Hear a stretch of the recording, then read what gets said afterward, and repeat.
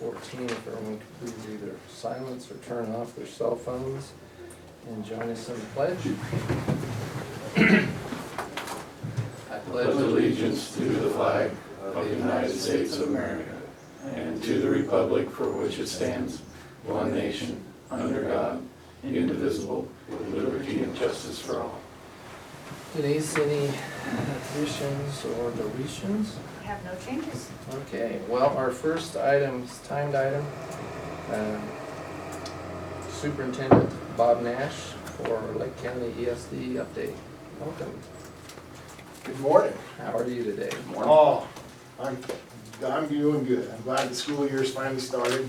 I always say that the worst time of the year seems to be the few weeks leading up to the start of the school year. And it's always good to get the kids back in and just sort of get things going. Yes. Here's an outline of my presentation this morning. You can follow along. Okay. I don't know if you need that or not. No, this is great. But just wanted to come and give the commissioners an update on what's going on with the Education Service District. Touch on a few things that we've covered before, and then maybe bring up a few new items. Last year, when I was here, I know one of the main topics was ESD funding, and I want to give the commissioners an update and let you know where we are on that. There's actually some fairly good news. Just to review, ESD funding, Lake ESD funding has been frozen since 2003. So for about 11 years, we've been operating under the so-called $1 million funding. Because of increased costs and inflation, we are really hampered, and I really do believe that without any kind of significant increase in our revenue, we'll be looking at making some service cuts next year. But the good news is, this year we are just all systems go. Everything is, in fact, I'm very pleased with some of the progress we've made in the last year.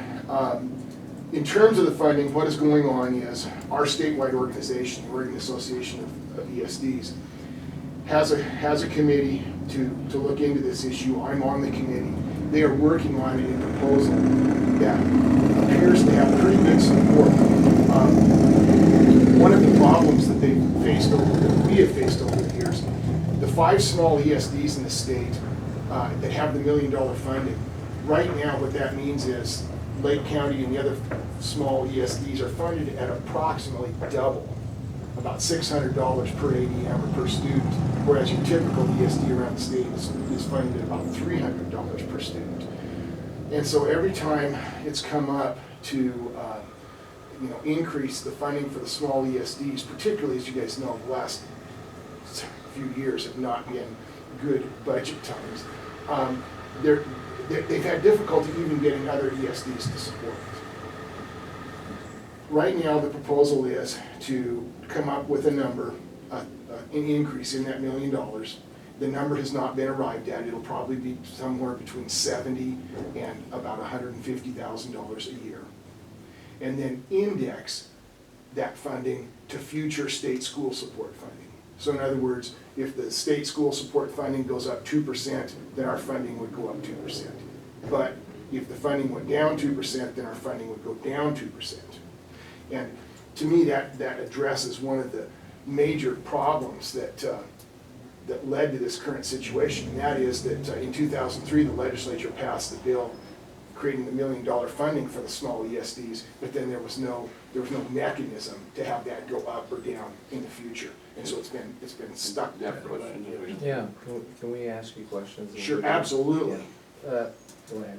Well, with that indexing up and down, would there be base funding that it would never go below? Never go below $1 million. Okay. Yes. So with that, and you mentioned something about $100,000 plus maybe? They're looking, they're running some studies to try to assess what is an adequate amount to increase it in that first year. Because the belief is, even the large ESDs at this point believe that we are underfunded.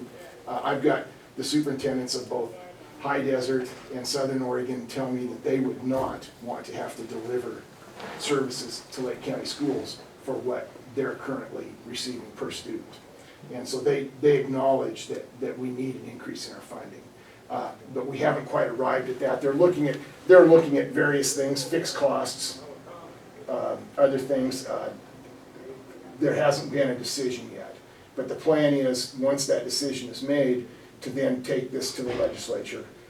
At that point, if it gets this far, and I'm certainly hoping it does, I will be coming to the commissioners for a letter of support, and also to all 5 of our component school districts for a letter of support. Well, within that framework, just a quick question, this past biennium, we saw, I don't know what the actual percentage is, but we saw a $5.7 billion to a $6.7 billion increase, so, you know, it's gotta be somewhere in the 15% range or Yeah. something.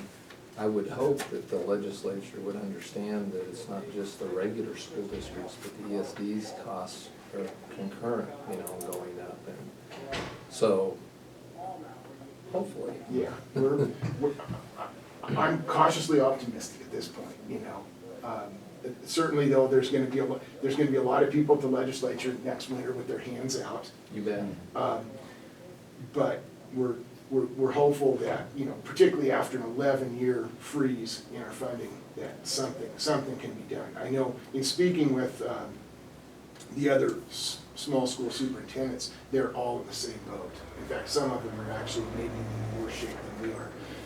We're still delivering services, but as I told you last year, we're doing that by, you know, we've cut a lot of people to part-time, we've really reduced the budget in a lot of ways, but Well, just one other quick question, I don't know if Commissioner Kestner had a comment, but you're gonna talk, Superintendent Nash, about early learning, but the funding that's coming down the pike in that stream, is that gonna be able to be utilized by ESD to provide services?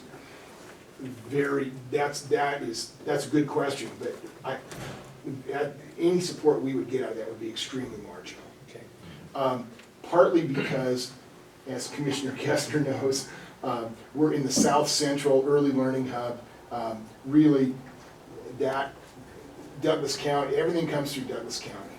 And I don't want to make this sound like it's a contentious issue, it's really not. They're doing a fabulous job.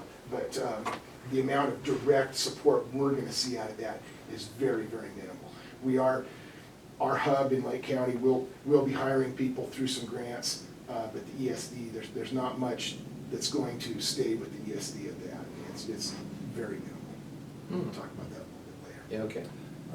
Back to the legislature on the ESD budget. Is the association going to formulate a packet for the, is the association going to formulate a packet for the legislature? Yes, yep, they're in the works doing, really the two things they need to get done are the packet and then come to consensus about what that initial bump will be for increase in funding. And you're going to be there to help present it? Excuse me? You're going to be in Salem to help present it? Oh, absolutely, yeah, oh, yes. Yeah, keep me abreast. Yeah. Hopefully that'll be a minimum of 15, if not 20%. We hope. I mean, you know, it's, the $1 million funding when it came in 03 was just, you know, I can remember great jubilation in education circles in the county. And it's, you know, after 11 years, it's just not adequate funding for us to deliver services to the 5 school districts in this county. I'm hopeful that with this new proposal, that indexing, as support goes up, our revenue will go up. I'm hopeful that will avoid in 8 years or 10 years or 12 years down the road that we're in the same boat we're in. Yeah. Okay. Yeah, so I will probably be back sometime during the legislative session to give you an update on that, and also probably hopefully be asking for your support on that. Early learning. As Commissioner Kester well knows, early learning has started to become a major issue. Several things going on. As I mentioned, you know, we're part of an early learning hub. I believe we were the second one that was approved in the state of Oregon. It's a consortium of Douglas and Lake County, and actually I believe that we are probably going to be getting Klamath County involved in that as well, which I think is really good because so many of the programs, particularly Head Start, things of that nature, we're already partnered with Klamath County anyway, so it really makes sense. Two things that are going on that really affect the ESD. Two of the first grants that the hub was able to get were a kindergarten innovation grant and an early literacy grant. We are going to help run those out of the ESD. The kindergarten grant involves the North Lake School District and the Lakeview schools and supporting their kindergarten programs. The early literacy grant is to provide training to a variety of preschool, daycare providers around the county to get them up to speed on what's called dialogic reading and really start to ramp up some of the reading skills that hopefully can be taught in those areas. The ESD is involved in this because we are going to use some of our personnel to help execute those grants, and we're really looking forward to that. Right now, Lake County, we are looking for a family resource manager. It's a kind of a vital position. I want to put a bug in your ear, maybe Ken already has, but we're looking for a half-time person to basically do some family outreach and also help us, and when I say us, I'm talking about all of the partners in our Community Governance Council, help us stay on top of HUB business. It's a half-time position. We actually will be back in this room at 1:30 today having our community governance meeting, and so we're hoping to move forward on that. Third bullet, and I'm sure the commission is well aware that unfortunately in the last few weeks the YMCA preschool here in Lakeview was closed. Kind of sad to see because, you know, with the efforts of the hub, we're trying to promote early learning, we're trying to promote preschool, and Lakeview just lost, I think, a major cog. On the other side of the coin, though, you know, North Lake is starting a preschool, so that's a good movement. I have had several conversations with Ken, with Sean Gallagher, with the director of the YMCA in Climbing Falls, and also with the Department of Human Services who oversees those schools. What we're trying to do at this point is just gather facts and find out, you know, what led to the closure, to see if there's something that we can do, whether it's as an ESD or as an early learning hub, to try to turn that situation around. I am not proposing that the Lake County ESD is going to open a preschool, not by any stretch. I just want to try to help whatever we can do to try to bring a licensed preschool back to Lakeview. And we'll be talking about that quite a bit at our meeting at 1:30. So that's when we're talking about the bottom line going from black to red. That's a huge part of this situation, and I would certainly like to figure out what we can do. Along those same lines, Ken and I have been talking about the possible formation of a regional achievement collaborative with the goal being to support early learning and preschool throughout the county. Ken's been talking to Whitney Grubbs in the governor's office. I've had a couple of short conversations with her. I've also talked to Sean Gallagher. I have not talked to any of the other superintendents, but we're sort of looking at the possibility of forming a collaborative that would seek funds to support early learning and preschools in this county. So it would help gel our early learning endeavors. And the state would, if they like what we come up with, they'll give us some startup funds, but anything that we come up with has to be self-sustaining afterwards. yeah, so we've got it's a challenge, but I certainly want to look at it and see what we can do. Any regional achievement funding from the state wouldn't be available until probably next fall, probably about a year or so. And like Ken says, we in the meantime, we have to come up with other funding, other sources, other supports. So we will be talking about that. Yeah, and in this afternoon, I'll mesh together with the Regional Achievement Collaborative what I learned this past week up in Portland from the OEBB MOTA. Maybe we can formulate what our strategy is for preschool kids, utilizing both programs, Regional Achievement and MOTA.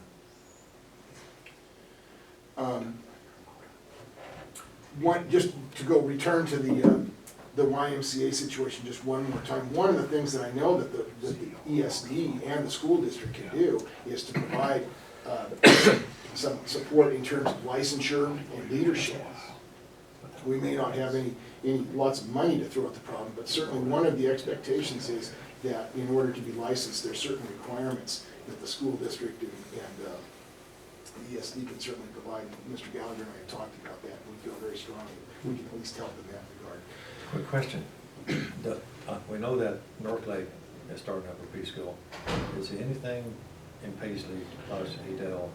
Not, well, Plush and Adel do collaborate on their preschool. The last few years it's been in Adel. This year, because there's really only one preschooler and they're from Plush, it's in Plush. They collaborate on that. I believe that they were getting a little bit of assistance through CC&F, through the county. Anyway, they have something. Plush, I know, I've talked to Bill Wirtz, they're certainly thinking about it. I think everybody these days, you know, the landscape in public education, as we all know, a lot of it revolves around test scores. And particularly now that the state has started with this kindergarten readiness score, and plus the districts are really under the gun in terms of third grade reading scores, everybody realizes that we've got to do a better job providing early learning opportunities for our kids. And so that's really the where this is all coming from. Inclusive in that is the screening and all of that. And of course the whole, I don't want to speak for Ken or Governor Kidsauber, but I think the whole focus of these early learning hubs is the desire to create a learning system that begins with birth and goes through, you know, college, instead of, you know, well, you've got some early learning stuff over here and then you've got the K through 12 schools. Try to get everybody working together. Yeah. Filling in the gaps and making the transition from one stage to the other. Yes, and that's going back to the kindergarten and early literacy grants. That's part of the, you know, the focus on that is to get your early learning providers working with your K through 3 teachers. So as you're pulling together your facts and everything on the YMCA, not being versed on that, was that a nonprofit 501c3 or C6 or anything like that, you know? Brad, that's a good question. I don't know. And then the next question is whenever you're pulling that together to really find out what the barriers are for them to be successful here, and if it's because of people can't afford it or there's not enough students or what it is, I just curious, would like to know. I will find out. I know just in my initial conversations with, I've talked with a lot of parents. I've talked with some of their former employees here in town. I've talked to their director over in Klamath Falls.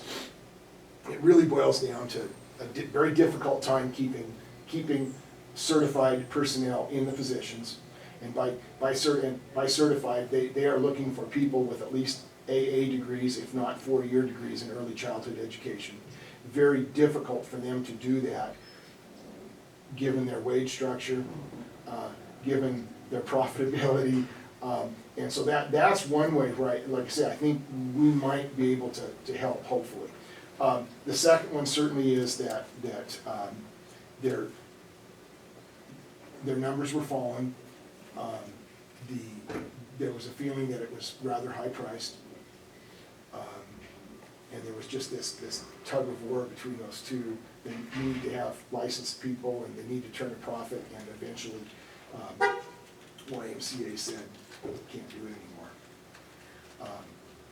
But we're kind of in the early stages of really trying to figure that one out. And I have a call into the Department of Human Services. I'll know tomorrow exactly what the licensure requirements are, and then I'll be back in contact with YMCA. As far as their tax status, I assume they're a nonprofit. I'm pretty sure, but I don't know. Yeah, but there's some benefits that come from that or whatever, but it sounds like it's just a bad time for it to happen, as with the early learning. It's a critical. Yeah. Yes, because hopefully it's an opportunity for maybe in the educational side of the world for there to be some partners built, some partnerships built and things like that. So really bad timing, because, in both our kindergarten and early literacy grants, we were looking at the YMCA preschool being one of the major partners in the implementation of those things, so. Under that theme and talking about the continuation, because I agree that, from birth to through college, those things need to be connected, but with the early learning hub and the whole philosophy, I thought that there would be a lot of funding available for that very age group that we're talking about is now not able to fund the program. Bob and I have had many discussions on this one. Yeah. There is not much funding. Basically, the hubs, and if I'm wrong, Ken, please correct me. The hubs are created as kind of these oversight boards, but most of the funding is expected to come from grants and whatnot that the hubs themselves. Grants and community, things we talked about today, community organizations, contributions, and getting the communities involved and so forth. But as far as funding for sustainability from the state, For capacity and for that is hard to find. Yeah. So we replaced a somewhat funded CCNF program with an unfunded mandate. Raise your own money. close to it. Yeah, okay, thank you. Yeah. It's frustrating. I'll just stay It does, correct. it does force us to be innovative. Yeah, that's a good way to put it. Well, when it comes down from the governor's office, that it's paramount that we teach the kids before, from birth to third grade is what I keep hearing. That is the early learning side, that is Yep. so important. And complete reorganization from CCNF to early learning without any plan or any funding to help that transition just doesn't seem like there's a plan. I'm not always politically correct, but Ken and and I- that's not at us local, that's coming from the governor's office now. It's just, Ken and I that's what we're struggling with, there's no doubt. So, but we're trying to move forward, we're trying to do the best job we can, and yeah, it's a terrible coincidence that our YMCA preschool here closed at exactly the time when we really need them to be a solid partner in this, so. Yeah. On the funding issue, it's in the back of my mind to chat with your governor someday on this scenario. I encourage you to do that. Okay, let's move on to some hopefully happier topics. Just some ongoing things and what we're doing with the schools. The first off is that we have hired a countywide library consultant this year. One of the victims of budget cuts over the years has been that not one school in Lake County and very few schools in the entire state of Oregon maintain any type of licensed librarian on staff. And so in our superintendent meetings last year, we came to the conclusion that we sorely need some library consultant work. And so we have hired Linda Bilyeu, a retired librarian out of Denver Pine, and she has hit the ground running actually last spring, working with our schools, working with the staff in our libraries, and so we've got some really good things going. We're very, very pleased. That was all 5 school districts agreed to give up some other ESD support in order to provide the funding for the consultant, and that is going very, very well. And we're really happy to see it.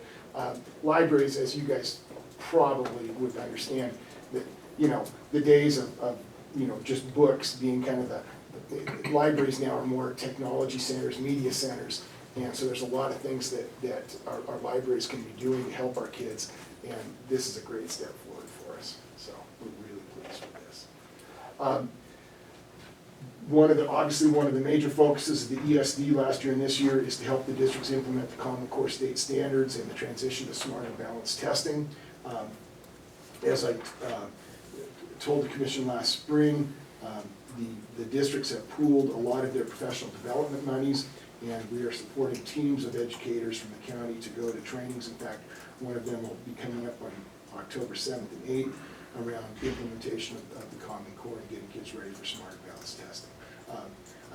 I think overall it's going fairly well in the county. Yeah, I realize these days in the media you see a lot about the Common Core, some of it very positive, some of it very negative, but the bottom line is that those are the standards that we're expected to be teaching kids to, and I think we're doing a pretty fair job of getting our staff ready to do that.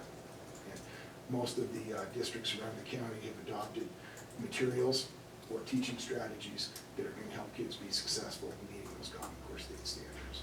Smarter balanced testing, well, you know, there's going to be a little bit of sticker shock there come a year from now when those first test scores roll out, because it is a much more rigorous test, rather than just, you know, pick one of A, B, C, D, E. Now it's going to be justify your answer, and there's going to be a lot of, you know, interplay between the tester and the student in terms of you know, coming up with rationales, designing things, really demonstrating knowledge rather than just regurgitating it. So it'll be very interesting. But I feel pretty good about the efforts that the ESD and the school districts are undertaking in that regard. Educator evaluation systems, we still have some resources.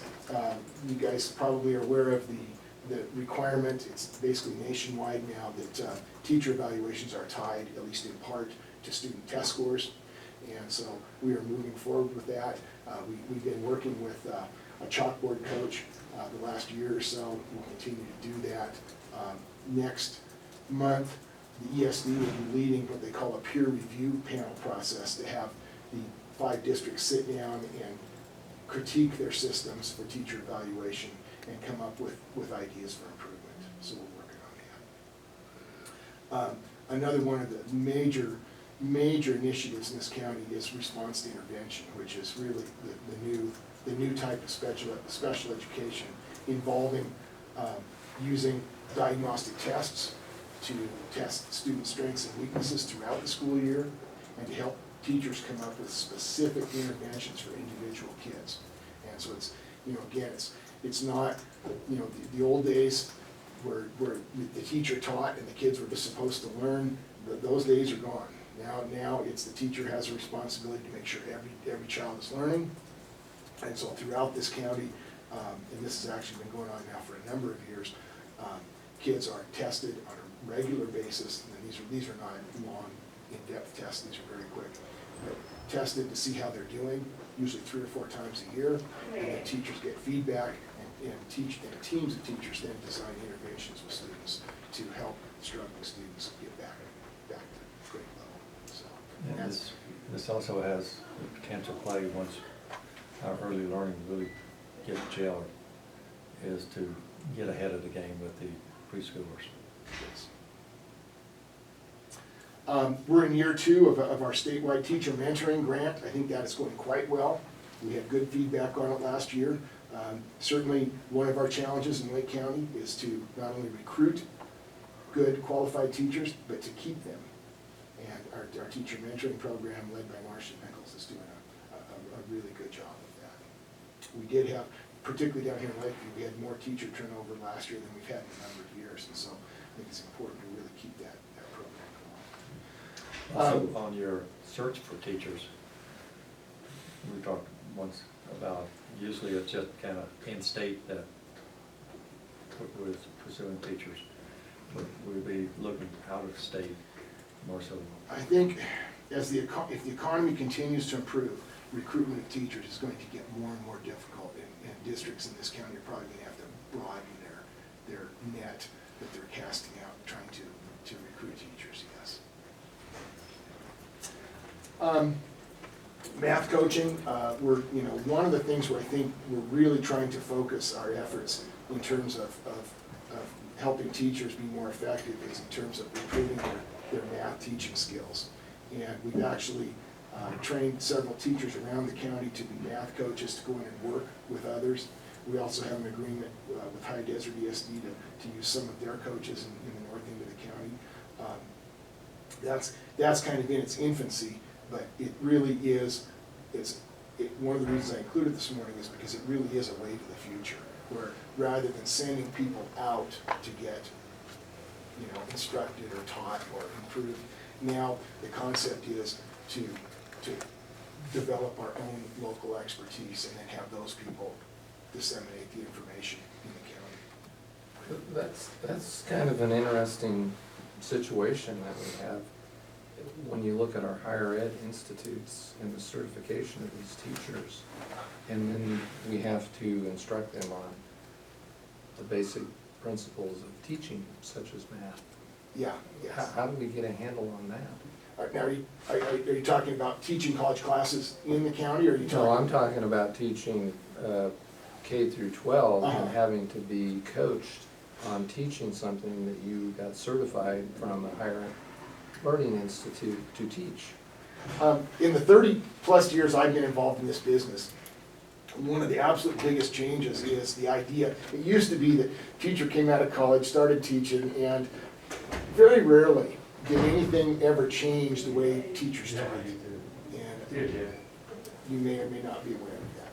I would say in the last 8 years or so, there's been a fundamental change in the belief around continuing professional development for teachers. And they've adopted much more of a model around very closely to what they practice in medicine or in the legal fields. And that is to really, really use, professional development as a tool to improve practice and really look at improving test scores. And it's been a fundamental change. And I think the biggest thing is, I can remember going to trainings 20 years ago and going, boy, is this really gonna help me? And occasionally you pick up something that was good, but for the most part, it was professional development in the education world was not all that great. Nowadays, I think the biggest change is that all the professional development, or most of it these days, is tied to research. And they're coming in and they're showing teachers, these are the strategies to use, and these are things that will help your students do better. And then particularly to go back to RTI, strategies for individual learners. When teachers now can give a test that says, okay, instead of just, well, this kid is having trouble reading, it breaks it down. What is the problem? Is it word fluency? Is it vocabulary? What specific thing is it? And then teachers are given prescriptive lessons, very specific things to do with an individual student. And so I guess in the old days, 20 years ago, professional development was kind of about, you can try this, you can try that, this is a cool activity. Nowadays, no, it's if you have a student that has this specific disability or this specific problem, here are a list of things that you can do that should fix that problem. So it's much more prescriptive, it's much more research-based, and that's been a huge fundamental change in this industry in the last 8 or 10 years. So, Yeah, on that professional continuing education, I call it, when people go off to college to get a degree or something, they usually take 30 semester hours in a specific thing for a semester, another 30 for a master's or so. But there's still so many other courses out there that a lot of them just get their sheepskin and then go off to get a job. But there's so many other facets of education that they chose not to pursue. So the continuing education is pursuing those different facets. yeah. And that's, of the 4 legally mandated functions of the ESD, school improvement, that's where we play a very strong role. And so that's probably why I speak a little bit passionately about this, because again, my own experience is I've seen such a huge change in education's ability to come up with ways to help specific kids. So let me ask you the question from the common parent here. We have to have math coaching for our teachers. Those kids go home and do their homework, and the parents can't help them with it because it's beyond what they know. So how are you addressing that challenge? That's a good question. Brad, that has never been, as high school principal, I often over the years was asked a similar question by parents: how can I help my child do better? And that is a really, really good question. And I don't really have a good answer for that. I can describe a little bit about how the difference is in terms of teaching math these days. It used to be, of course, a lot of math was just you were expected to know things by rote. Good example, of course, is memorization of your multiplication table. Nowadays, what they're trying to do with kids is great kids who are much more independent learners and can use various ways. I was in a couple of elementary classes last week where kids were using aids or manipulatives in order to figure out fairly complex problems involving, these were first and second graders, doing multiplication problems because they could, one of the problems involved trying to multiply 8 times 5. Well, if they could have 5 pennies or 5 pieces of paper, and then, okay, so how many times would you have to count those in order to solve that problem? And I'm not a math teacher, so I'm gonna do a really bad job of explaining this to you guys, but the concept being that really they want kids, and it goes really back to this, what I talked about earlier in terms of Common Core and Smarter Balance. They want kids really doing a hands-on job, and rather than just rote memorization, and I know the answer, no, they want kids to be able to explain their answer, and they want kids to come up with various ways. For example, I was in that classroom, and one of the students grabbed a handful of Legos and started using the Legos to solve the problem. I thought, that's taking something that ordinarily you wouldn't even apply to that. So, Brett, do I have a good answer? I don't. I really truly don't. You just said it all when you said, I'm not a math teacher. And I've already heard it out of a few parents, is the kids are bringing home this homework at a very low level, 1st through 3rd grade, and the parents are struggling. And if the parents can't help the kids, then that causes an issue. It really does. And I'm sure there probably are some resources out there, particularly on the internet, but I'm not well versed enough to tell you off the top of my head what they are. But I was hoping you say we could send them to you, you'd help them with the math. I'm not a math teacher. But it really, I think you're gonna see a fundamental change in mathematics. They are now dealing with fractions at the very low primary grades. They're introducing algebra down like in 4th grade now. Some very much fundamental changes that, some parents would probably, there are a lot of parents, myself included, would probably find pretty doggone challenging. Well, I'm a grandparent. I'm not sure I want my grandkids to come ask for help at this point. I will look into that. There need I parent think it's resources. a I think are good. generation of us that never learned at the level that it's starting to be pushed.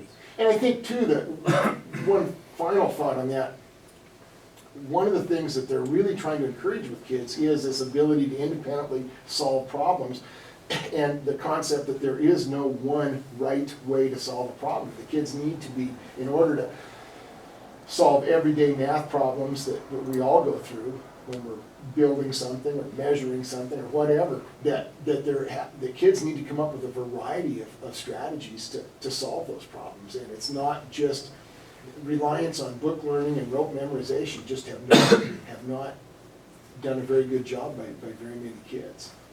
I don't know if Dave has some comments, being kind of on the edge of that for a few years. I have no answers for it. I'm in the same as you guys. Just thought I'd put you on the spot. Yeah. Take the heat off. The concept of introducing kids at a much earlier age, such as algebra and so forth, I mean, it's not like massive dump on them, it's just teasing them to get acquainted with Exactly. it. So that when they take the hard courses later, it's not they lose something to I'm very happy to say that the ESD has hired a half-time speech language pathologist at North Lake School this year. Over the years, those services were provided by contract employees. And in fact, the lady we hired this year was a former contract employee, but I am just tickled in order to have her be an ESD employee and have some assurance that we're not gonna have an interruption in service up there, because I know that's. Our mentor program is doing great. They really got the program going up in Paisley and North Lake last year, which they had not done that previously. And last item there, we are very, very much interested in trying to improve internet connectivity around the county. I know that probably we could get into a very long discussion on this. Commissioner Kessner probably knows more about it than I do, but we have, through both the USDA grant process last spring and through the FCC process here of late, we've been trying to encourage internet providers to look at bringing fiber into parts of this county where they don't have it.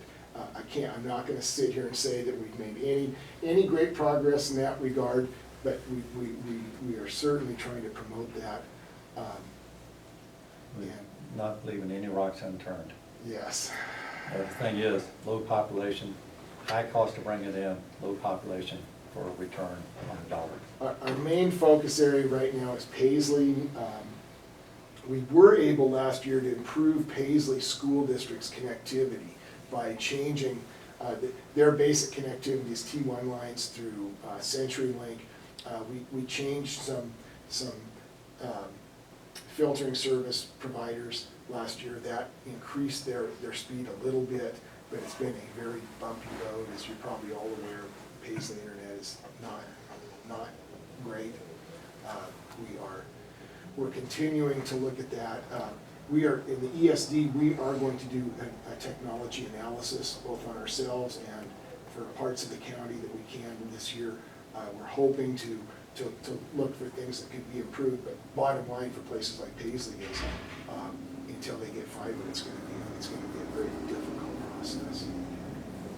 We're doing what we can to try to move that process along. We got one big provider that specializes in rural, and we have a phone conference next week. No, this week, tomorrow.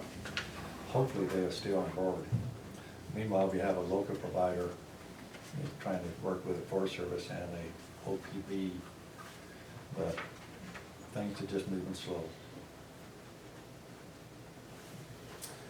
And I'll just kind of sum up a little bit. All this, well, go back to the library consultant.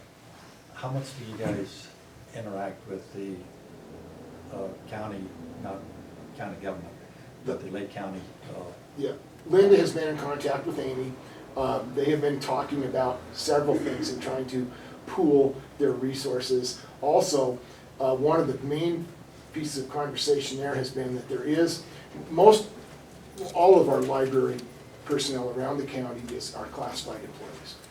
And so Linda and Amy have been trying to talk about training opportunities, maybe even some certification opportunities for those school district employees.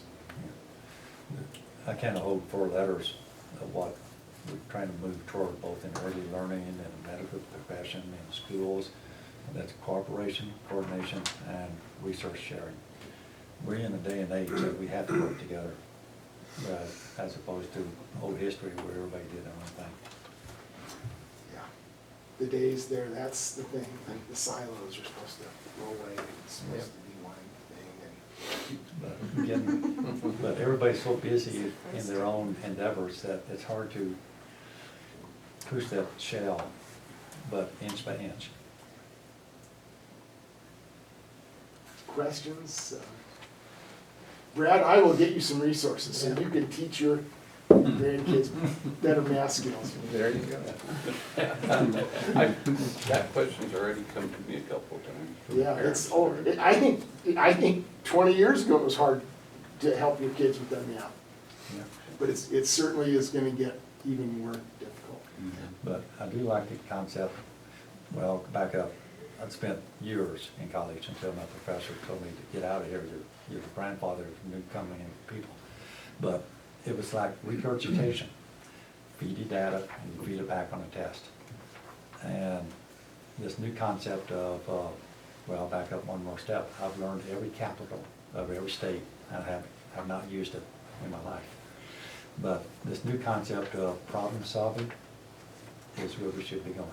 I think it's actually using a brain other than just data storage and regurgitation.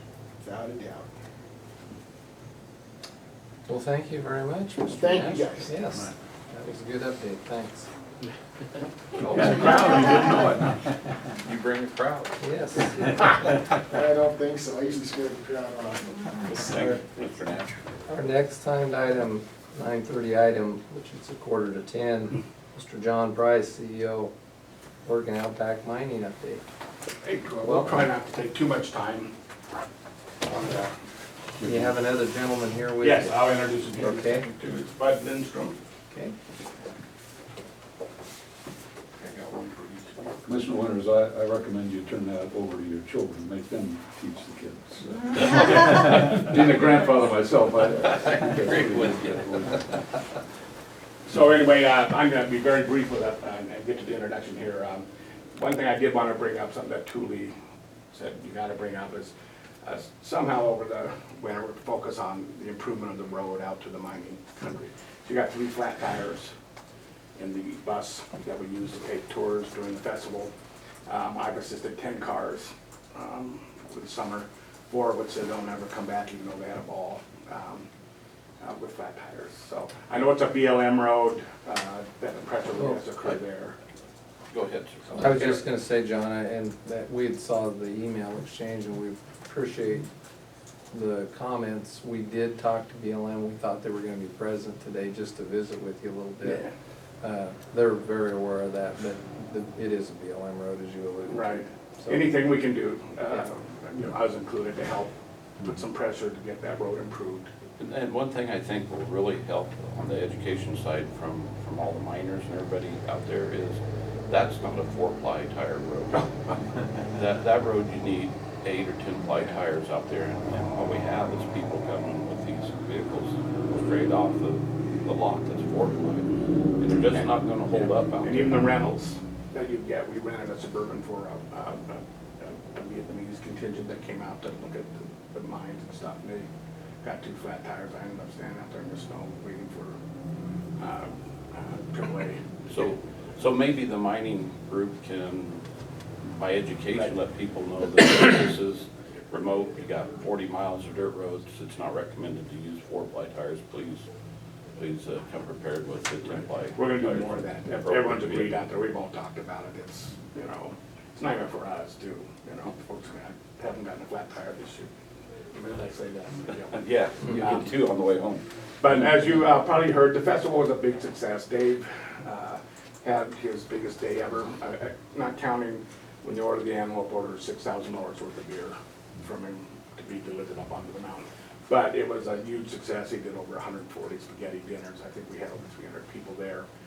We were able to donate over $800 to the Swing Museum, which was really a lot of fun. For a fairly, you know, we took it kind of low key. I think next year is going to be a big deal, and we're prepared to take that on again and hopefully double our donation to the museum and double the attendance out there. It was a lot of fun. Also, I think you've heard we made a fairly large sale, probably the largest in the history of Oregon, Sunstone to a European company. We will let you know there's a big international announcement that's going to occur, I think October 8th. And it's going to be on over 1,100 web stations and multiple TV channels in Europe, South America, introducing the Oregon Sunstone, using all of the history that we've created and marketing the collateral that we've created. So it's a pretty big deal for us. With that, I'd like to introduce Bud Lindstrom, who was the former CEO of Moda for 24 years, and got excited about the Sunstone at a meeting we had in Portland, and I invited him to come in and help us focus, particularly on the fastening side and what our plans are. If you're insured with MoDA, I take no responsibility today, although I can watch them and see that they're doing very well, and I'm proud to be a part of that. As John said, we've had a pretty exciting summer with a sale of a lot of stone, and to add just a bit to what he said about the October 8th event, that is on international television. They will spend probably 10 or 15 minutes just talking about the history of this area, of the stone itself. It'll be promoted as the Oregon Sunstone. And then we'll find out how it sells, because they took all those stones that we gave them, made them into jewelry.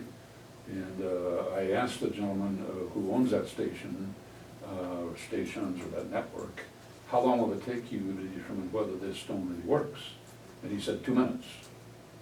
And they have that kind of understanding of their buying public, who are thousands of people. And I won't go into it, but you'd have to see how they do their thing on television. They flew out here and we met with them. We met at Aspen Ridge. They literally will know within a couple minutes, based on the history, whether this thing can sell or not. Of course, we're just sitting there excited to see First of all, that they will talk about Oregon and about this community. And we're very proud to be a part of this community. Our goal in the immediate future is to, we continue to try to bring the miners together more so that we can all work together to promote the stone, to get it sold outside of just a few sources that may come through.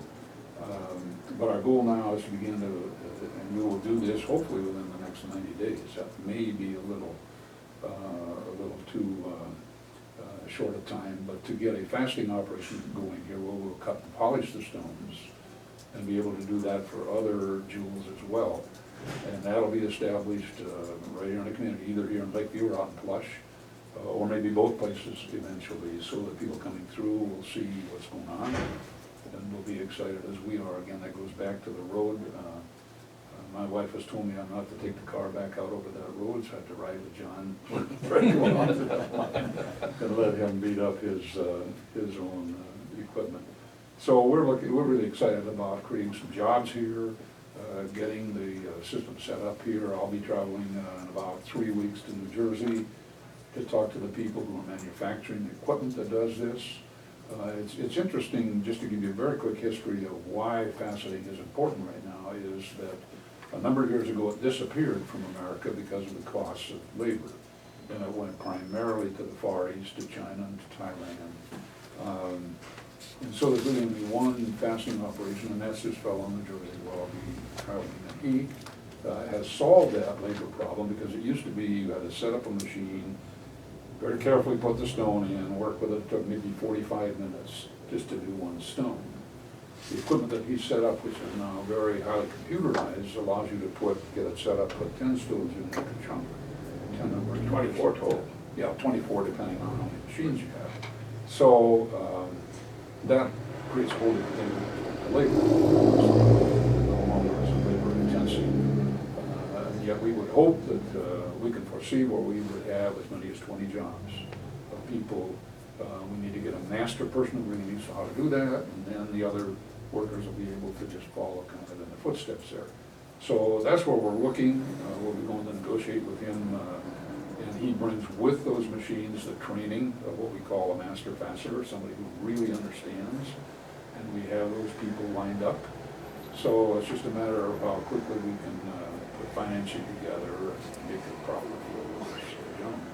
And by the way, we've been very, very blessed and very grateful to the state agencies and the Southern Oregon agency who helped us with funding. We're going to meet with them again this afternoon in hopes that we can get the kind of funding we need.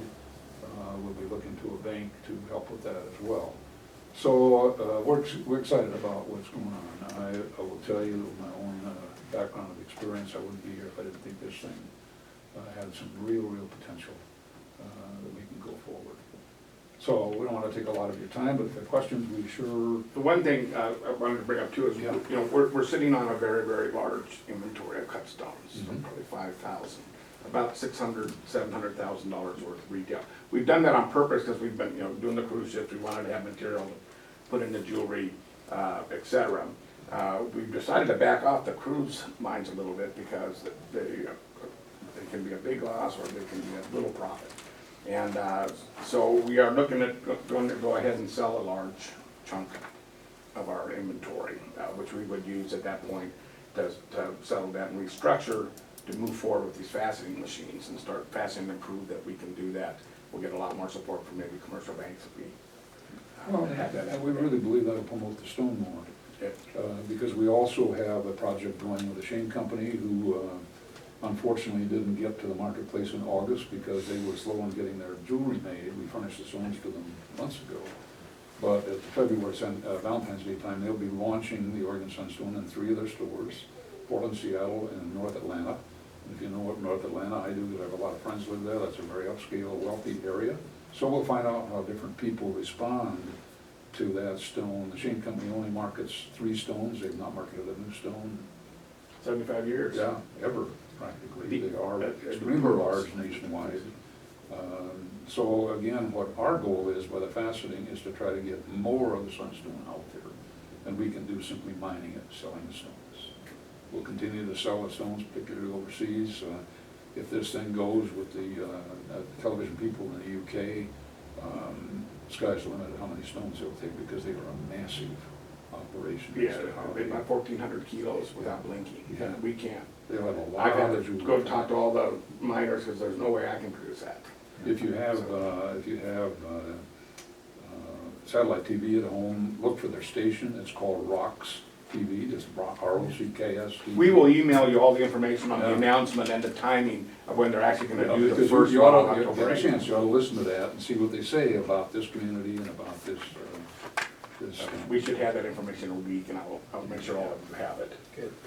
So you I was gonna ask you about the publicity to make every citizen aware of it, Yeah, and this is one avenue. yeah, Tucum's gonna post it out on the chamber site. Even if it had something billboard or something that said Gordon Sandstone, Lakeview, Oregon. Oh, Yeah.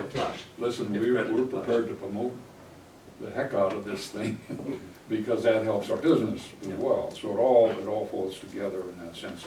But if you watch that ROCKS TV, you'll see how they do their marketing. And he said they have literally thousands of people who watch that station. Maybe they don't buy anything for a long time, and then all of a sudden, they'll hit that thing. And you have to see it, it'd take me too long to explain how they do it, but you take a look at it and see how they do their marketing. And you'll see why he immediately said to me, 2 minutes and we'll know whether this one's gonna work. Wow. So, But that October 8th, we're gonna find out how well it's. And if it goes well, we'll be scrambling to make sure I can get all the miners together, because they'll be out of stones by March, and is their prediction. Well, on the road, if we can get it fixed, will help that whole element, because it's gonna need to be some mining done, if this thing goes like we anticipated. And we'll continue chatting with the deal I mentioned. Okay. That's helpful. One other thing I'd like to bring up, just real quickly here, this discussion occurred last week, as we're talking about beads. Beads are a very popular item, and our little clears that you get that are very common out here bead up very nicely. The problem with doing beads here is not that we can't do them on these machines. I can cut beads all day long at a reasonable cost on these fastening machines. I can't drill them. I can't put the hole through them for a reasonable price. So my thought might be to enter into some discussions with the prison. What would that look like if we were to buy some, they're hand drilled. They have a little machine, the thing rolls in there, and they drill it, and it flips it, and they come through the backside. It's labor intensive, but it might be an avenue to add, make us capable of doing beads here. There's a lot of small stones out there that can make. That we can make into beads, and they're very popular, it's a huge market. So I may be contacting you guys to see who might be a contact to talk with.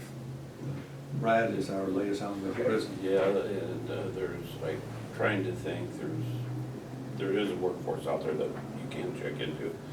I believe a good start here local would be with Carla Baker, talk to her out at the prison. Would be a good person to start that discussion with. Is she still out there? She just came back, Came back. and it's the other side of the prison system where they do work. So she's out there now. I apologize, I can't remember the name of what she actually represents.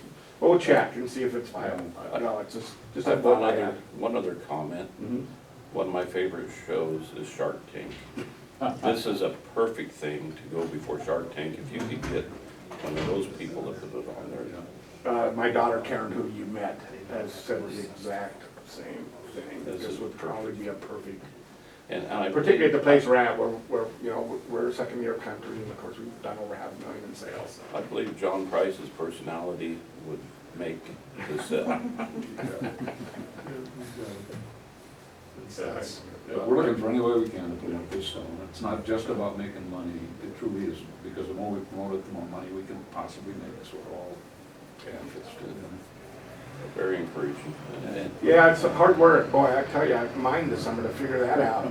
He's been out at that mine the last month or so. Month and a half, digging 2 into months there. digging, and we opened up the pit and. beyond the pleasure side, it's the work side. Oh, yeah, well, it's so hot out there. But it was fun. My son and I did it, to learn it, to figure it all out.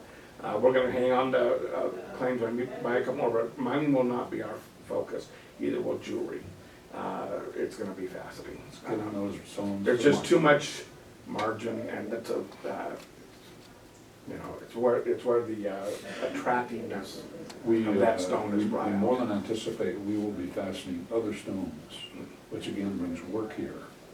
But promoting the Oregon Sunstone is always. Primary, but the Montana Sapphire people have contacted us, the tourmaline, the opal mines down here, Juniper Ridge Opal Mines wants us to cut.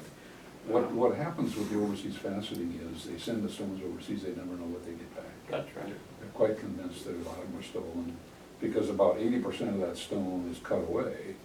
And so when you get it back, you have no way to relate that. And they have about a 90% loss over What there. we're We committed have about to is to 17. keep careful track, we'll give them back the trash, so that they can see if they send a kilo in here, they got a kilo back, that we're not interested. That's right here, they come choke us. You know, you can't fly to China and choke them. You know? Do you know Steve about the jewelry out of Bend? They buy rough from us. He bought a kilo from us last summer, sent it over there, never saw it again. It never got to the cutter. It was, he's worked with forever. Wow. Yeah, that's the. And there's no So recourse. there's obviously a demand for the fastening once we get it up and going, prove ourselves. We believe there'll be a lot of. And we opted for the higher end machines, the ones we were looking at that were maybe we weren't gonna cut it over here. I believe out of Warner Creek, it's Oregon Enterprises, that part of it. I'm not for sure, but just get hold of them out at Warner Creek and they'll get you to the right person. That's right. Yeah, I just wanna start that conversation and see if it's even worth pursuing, you know. The fellow in New Jersey is really not doing that much, and we think this could easily become the fastening capital of this country. And that's exciting to us, and I suspect it is Steve. We'll be very interested in the next update Yeah, on how it's Yeah. all. well, like I said, I'll get an email out and pay attention on the 8th because, and then we'll probably feed Yeah. you back some feedback we can get back from them. It's just fun to see how they do this. Yeah. As I say, I won't attempt to explain it to you, you just have to watch. The 8th is when that 2-minute starts, right? Yeah. Yeah. That's And what we he don't said. know the time, I mean, that's he why shot we're waiting that for the back exact just like time. that, he that's said gonna 2 come. minutes, just, and I said, and then he explained to me how they know that. Now, 2 minutes may be a little short, but nonetheless, they know their client base, and they've got thousands and thousands of clients. And what they do is they'll cut 100 stones up a certain way and put it in a certain amount, except there's only 100. Oh, don't tell them too much. Yeah, we're excited about the opportunity. It was a big deal for us. It was huge. It actually upset some of the miners that we got such a big sale so quickly, but it's gonna be very exciting to see what they do with this. And this is gonna hit internationally, not so much. I mean, it's got a US show, but his gem channel is the largest in England. It's got Germany, Well, it's largest in the Argentina. world. Yeah, it's the largest, and they own it. It's not like, they're buying time on a channel.